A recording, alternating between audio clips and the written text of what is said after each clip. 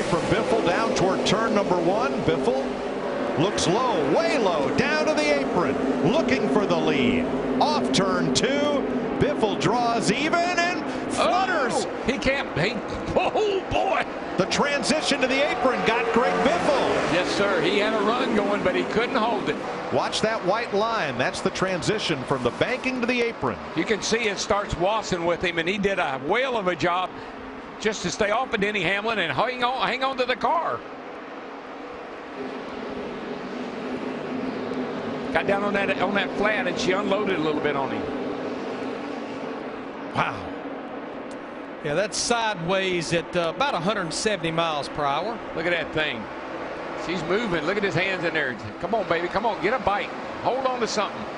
But Darrell, you're right. He was trying as much as anything to stay off Denny Hamlin in that 11. Yes, sir. And if they get side by side, can Biffle close in quickly and make it a three-way race? Yeah, absolutely. And is Johnson going to have to get right to the bumper to really loosen Keselowski up to make that mistake? Just sneaks the left headlight out to 1 and 2 here. Oh, there's the move.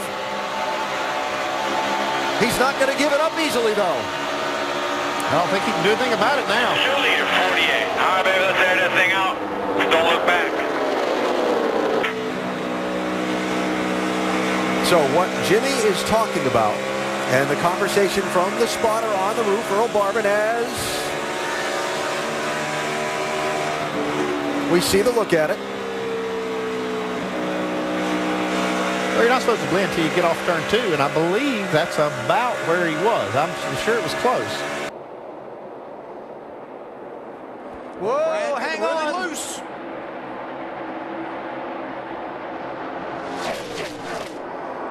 Wow. It is going at it for the race lead. The top 2 in the championship, clanging off each other.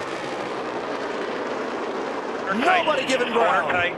Corner tight, clear. Clear 1, 2 back to the 18.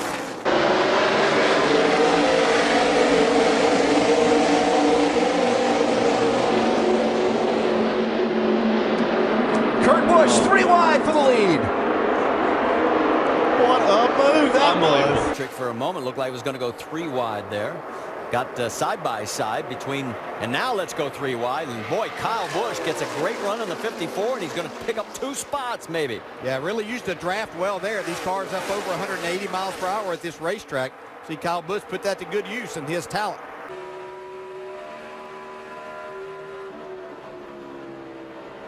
Wow, Casey drove it into 3. Can he make it stick? Slides up in front of Kyle, but will Kyle have the run off the turn? Oh, yeah. He wouldn't have won if that had been the last lap, but it'd have been close. Yep. Kyle with the slide job this time. Here comes Casey Kane back to the inside.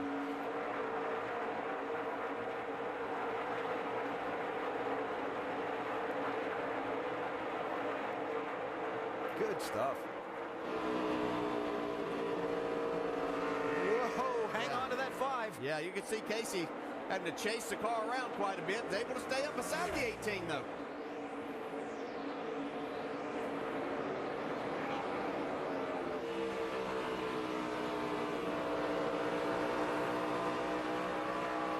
I was wondering what 2 tires versus 4 tires would do, and right here's the example with the 5, with the 2 tires a couple of cautions ago. The 18 put on 4 that time. As this racetrack's cooled off, that might be a pretty good move. If you have a good race car. Yeah, looked like Casey just couldn't make that bottom lane work. So Kyle Busch hangs on to the lead. But battle for the lead. Coulter on the inside, Nelson Piquet on the outside. They're 5/1000th of a second separating the 2. Yeah, Coulter actually led that lap now. Oh, look at Crafton now, just to the inside. 3 wide as they come out of turn number 2 for the lead. Nelson Piquet Jr. into the wall as they came out of 2. But I don't think he lifted, Rick. He hadn't lifted a bit, but Crafton emerges with the lead. This what you were talking about? Yeah. See, Jamie Murray got a good run. Sam Hornets a little loose there. Montoya loose.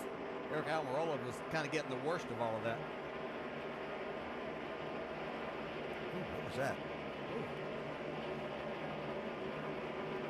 Hand out the window there. Want to know what in the world you wanted to run into the side of me for? You had a whole racetrack. Look at Jason White. He does a great job of pushing his way through. Nothing he could have done differently there, but behind him, that's when things start breaking out.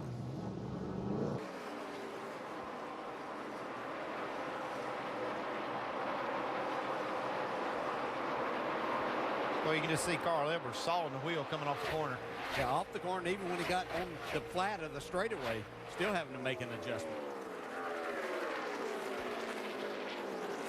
White flag goes in the air.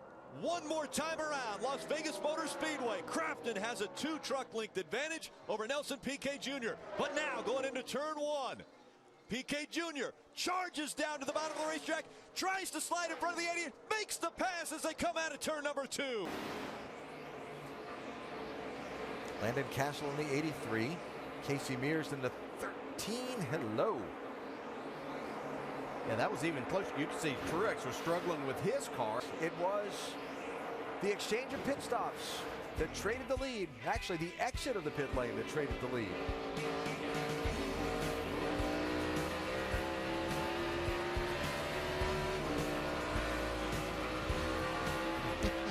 Little pit X and drag racing to get Kyle Busch back in front. Good racing. The emotions of this sport, of NASCAR racing, that's passion there, that's desire. Look at the margin of victory here. It was 14 1,000ths of a second, about a foot. And there was smoke and sparks. That's how a race should end, right? First ever win in the Camping World Truck Series for Cale Gale.